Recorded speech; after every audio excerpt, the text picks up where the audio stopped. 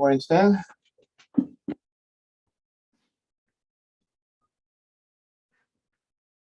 You hear me okay? Using a different device today.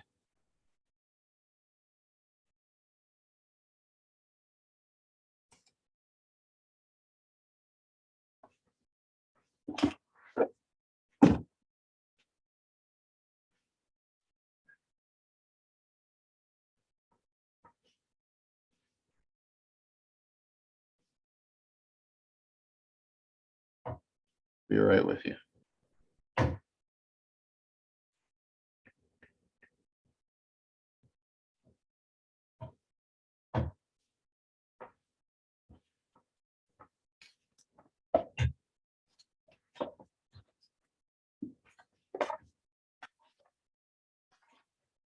Hello, just want to make sure you can hear me. I'm using I'm using a computer.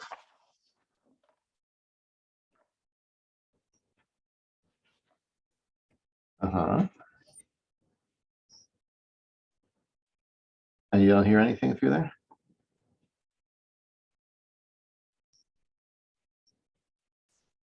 Okay, you should probably try calling in on the phone then. Oh, okay, yeah, I can do that. Hang on.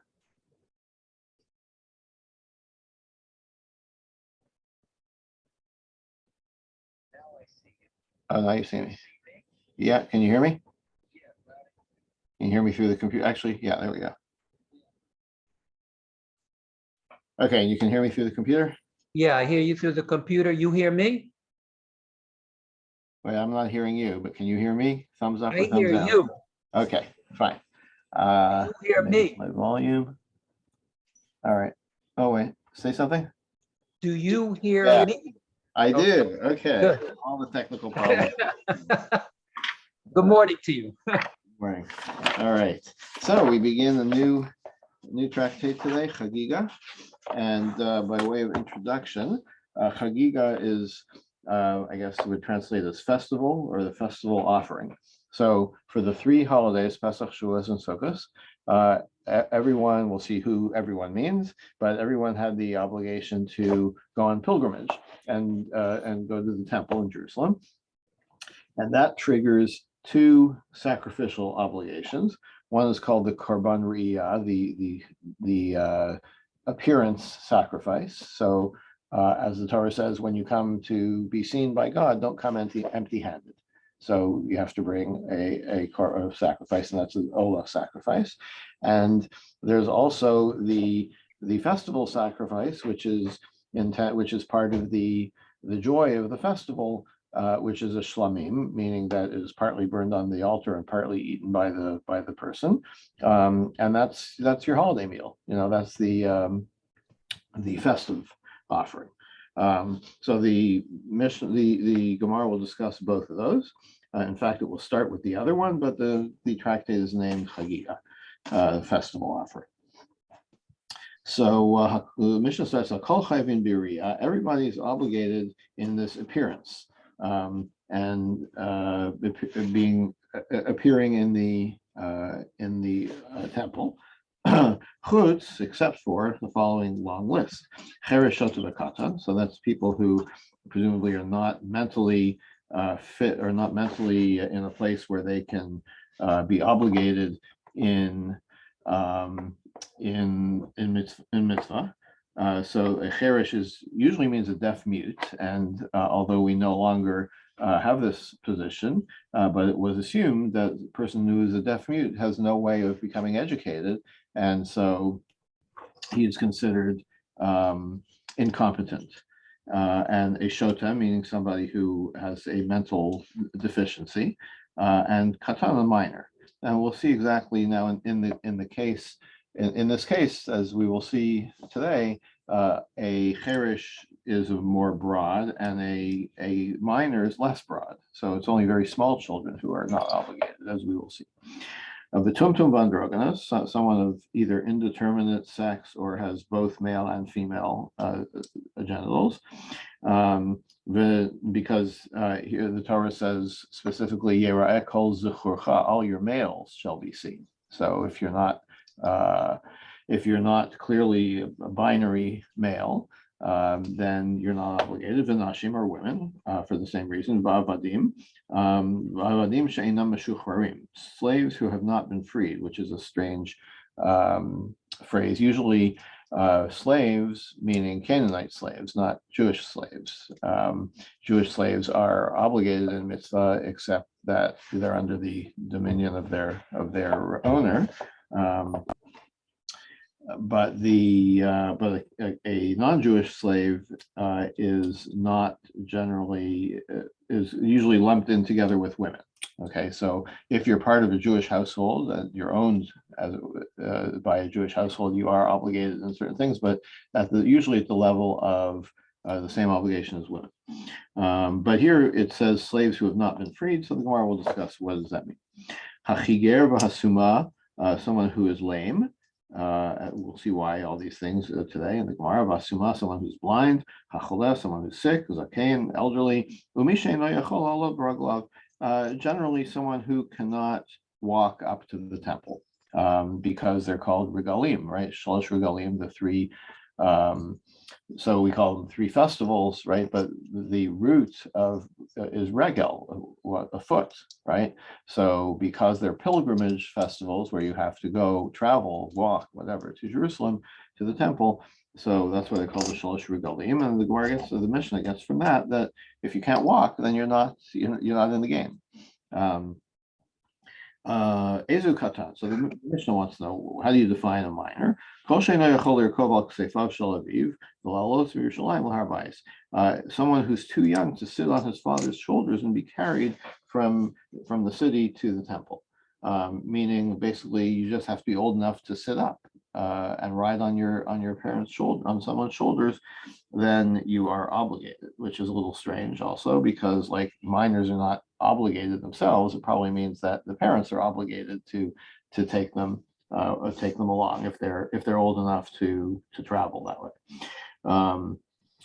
Divrei Shammai, that's Beis Shammai's opinion. Beis Hillel Beis Hillel says no, it's a little bit older. Like until you can walk, until you can take your father's hand and walk up to the temple, that's when you're obligated to go. But if you're younger than that, if you're not a walker yet, then you don't have to go, or you don't have to be taken. Shenamar, because the scripture says Shalosh Regalim, regel, as I said before, they're called festivals, but using the word for feet, implying that it's a pilgrimage festival that requires a person to walk on foot. Beis Shammai Omrim, and now, of course, the real question here that the Mishnah wants to get to is, how much is this going to cost me? So Beis Shammai Omrim, Beis Shammai says, Hariyah shtei kesef, v'hachagigah ma'a kesef. The minimum for the appearance sacrifice is 2 measures of silver, 2 silver coins. V'hachagigah ma'a kesef. Another measure, a ma'a is let's see, Rashi says yeah, so it's half. So we're talking about the same measure, a ma'a, whatever what that monetary unit is. Minimum 2 for a ola of riyah, and minimum 1 for a chagigah. Beis Hillel reverses it. That riyah costs you 1, and chagigah costs you 2, minimum. Okay, so the Gemara wants to know hakol lesuyamai. So the Mishnah started with a general rule, and then it listed all the exceptions. So what does the general rule come to include? It's a little bit of a strange question. Like it seems to me that's how you introduce any rule. You say everybody does X except for whatever. But here the Gemara wants to find someone that's included that's not in the list of exclusions that you might have expected to be excluded. So the match is someone who's half slave and half free. How can that happen? So for example, if 2 partners own a slave and one of them frees the slave, so he's only half free because he still has an ownership interest by the other person. so that is included, according to to Gemara's first assumption. Ravina, but what about according to the opinion of Ravina, Diamar, who said, Misha Potter area? He says, no, such a person is exempt. He comes under the exemptions. So Hakol, so what is included that's not in our list by everyone? What if somebody is lame on the first day of the holiday, V'nis Pashet B'yom Sheni, and second day he feels better, right? You sprained your ankle, you can't walk, and then the second day you can walk again. So you were exempt on the first day, right? But now it's the second day. Now, as I didn't mention, but we've mentioned before that the Chagigah can be brought for 7 days, right? That's not the ideal is to bring it to come to the temple on the first day of the holiday and bring your Chagigah sacrifice. But if you didn't do it, you can do it any of the 7 days of the holiday. And we've seen that even applied to Shavuos, which is only 1 day, but there was a 7-day period that you could bring this Korban Chagigah. All right, so if you were healed on the second day, so you could do it on the second day, so you're obligated again. But Gemara is not happy with that either. What is the reason? Like, how do you understand the idea that you're obligated on the second day? So if it's one mitzvah that can be done for 7 days, okay, then sure, then bring it on the second day.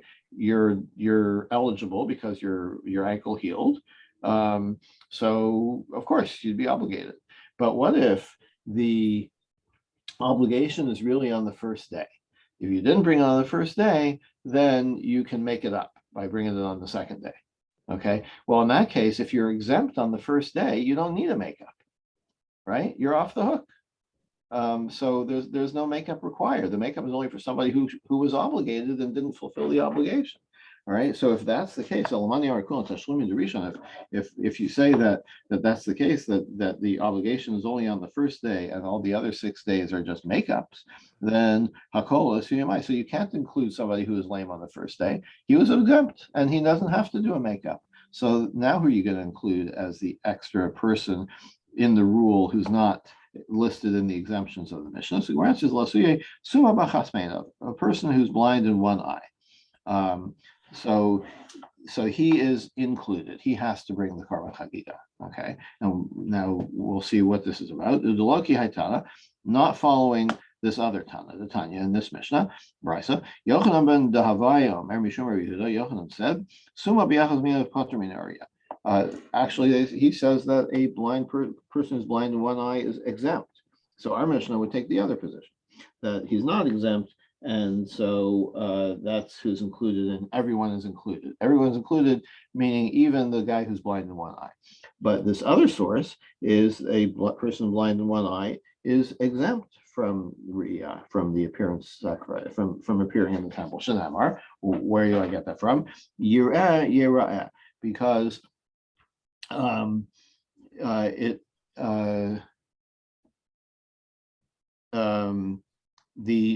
word in the Torah is yera'ah, but it's spelled yir'ah, meaning is it a what's the term in English? Are you being acted upon or are you acting, right? Are you seeing or being seen, right? So we're linking, because it's spelled the same way, we're linking those two, seeing and being seen. Just as you come to be seen fully by God, and anthropomorphically, that would be with God's 2 eyes, as it were. So you have to be seen in the same, you have to see in the same way that you're being seen, just as God sees metaphorically with 2 eyes. You also have to see with 2 eyes. If not, then you're exempt, according to this Yochanan, not like our Mishnah. Just as God sees with 2 eyes, meaning in human terms, he sees perfectly well. So you also have to see perfectly well to be included in this obligation, according to Yochanan. But our Mishnah would take the opposite position, that you are obligated. Or you could say, really, we can go back to our first guess, which is person who's half free and half slave.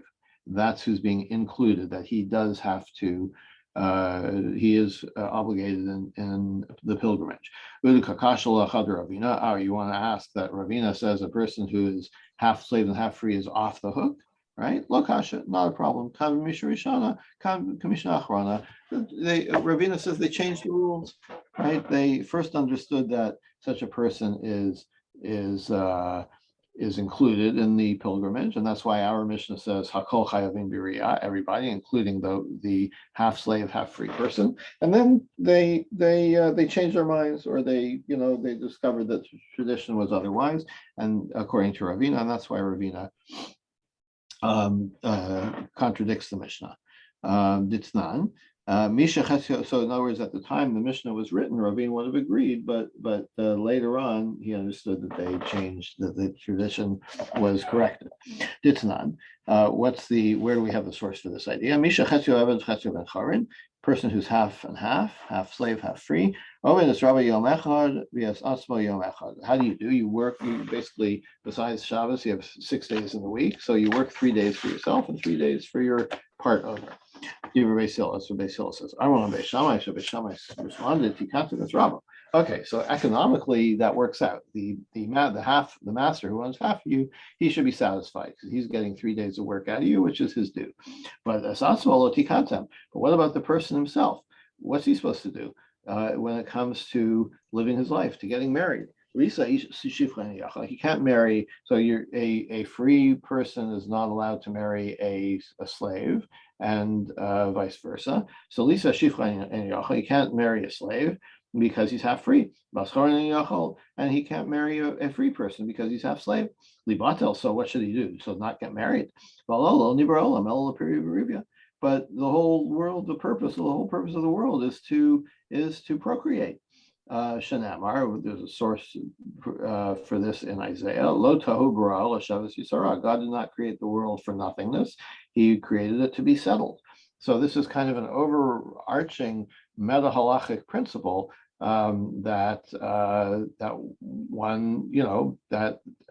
marriage, procreation, and even sex is often included in this, is a valid consideration, an important value when it comes to determining how one should behave. So it can't be that this person has no option to get married and to procreate. Ella, so what we do, to fix this problem, we force the master, the half owner, to also free him, to free his other half, and then he becomes a free person. And the slave basically buys himself out, right? So he contracts to pay his value to the owner, and we force the owner to accept this. So Beis Hillel actually came around and agreed with Beis Shammai that this is what you have to do, that there's no splitting a person when it comes to slavery. Okay, all right, so now we're happy with the term Hakol Chayavim. Everyone's included, including either this half slave, half free person, or perhaps the half blind person. Now, let's look at the exceptions. The people who are mentally incompetent or minors are excluded. They don't have to do the pilgrimage. So we're talking about, presumably, a cheresh, a deaf mute, who is similar to a mentally deficient person or a minor, because they're not mentally competent. So it must be, what are we talking about? The deaf mute we're talking about is someone who is not competent. And it teaches us what we learn in another Mishnah. The other Mishnah is a deaf mute, or wherever we use the term cheresh, deaf. We're talking about someone who's both deaf and mute. But if he speaks but can't hear, classically, what we refer to as a deaf person, or someone who is mute but he can hear, that person is not a deaf mute. He's only one half of the equation, so he would be obligated. And this also supports another brisa. Hamadaber ve'eno shomea zeu cheresh. What is a cheresh? Person who is both.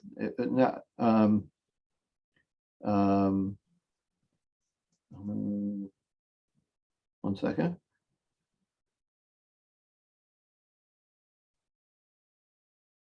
Oh yeah, so this actually mixes up the terms a little bit. Hamadaber ve'eno shomea zeu cheresh. A cheresh, which we classically use as a deaf mute, but in this source we're defining cheresh as a person who is only deaf but he speaks, or that's a cheresh. Shomea ve'eno medaber zeu ilaim. A person who can hear but is mute is called an ilaim. Zev zeh harein kapichin l'chol divrei. And both of them are considered, they're not considered deficient in terms of mitzvah observance, right? So even though we're using the term in this case cheresh to be deaf but not mute, we're still saying that that kind of person who either speaks or hears is a fully competent person and is responsible, obligated in all mitzvahs. And where do you get the idea that cheresh means deaf but not mute? And shomei aveinu medaber zeu ilaim, and ilaim means hearing person who's mute. Here's the source text. V'ani kecheresh lo eshma. I am like a deaf person, a cheresh who does not hear. Uki ilaim lo yiftach piv, and like an ilaim who doesn't speak. So that makes it quite clear that those are the words to refer to these situations. Or you could say kedamrin she ishtakil milule. What is an elaim? It's like people say elaim, the word elaim, which we're saying it means a mute person. It is a play on words for ishtakel milule. His words are taken away from him. So it's kind of a contraction of that. That's a good way to remember that. That's why, not why maybe, but that's a way to remember that elaim means mute. Okay, so medaber ve'eno shomea, shomea ve'eno medaber. What comes out of this is if you're either deaf or mute, but not both, chayav, you're obligated in the pilgrimage and in all other mitzvahs. So Tanya, now we have a challenge to that. Medaber ve'eno shomea, person who speaks but doesn't hear, shomea ve'eno medaber, or hears but doesn't speak, pater. Here we say that such a person is exempt from Riyah, from pilgrimage. Ravina says, no, you have to read it different. It's a deficient text. What it should say is, everybody is obligated in pilgrimage and in happiness and joy, right? That's the Chagigah part of the equation. Except for person either deaf or mute, but not both. He's exempt from pilgrimage. Even though he is exempt from pilgrimage, he still is obligated in the joy of the festival and bringing the Chagigah offering. But a person who's neither hears nor speaks, or these other categories, a minor or mentally deficient person, they're completely off the hook. There's no pilgrimage obligation, there's no joy obligation because they're not competent. Just like they are exempt from all other mitzvahs. We have a support for this. Everybody is obligated in both pilgrimage and joy offerings, except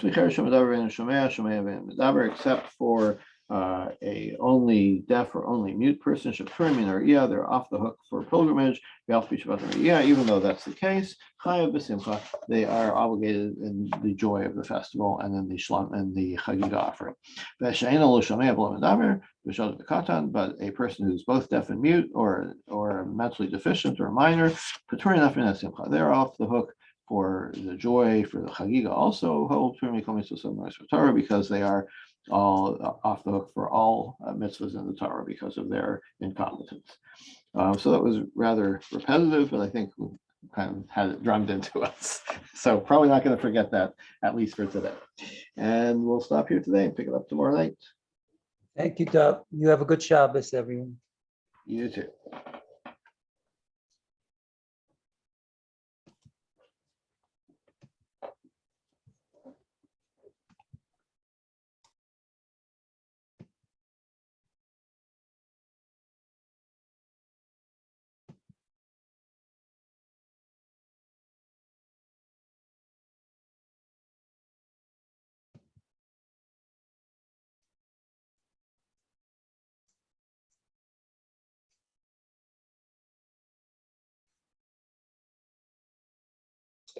10 years in that are always on the sidelines across from you. And that's just part of the game. There's no added, oh, I want to beat this guy. No, it's the Bengals playing the Rams. Our team wants to beat their team.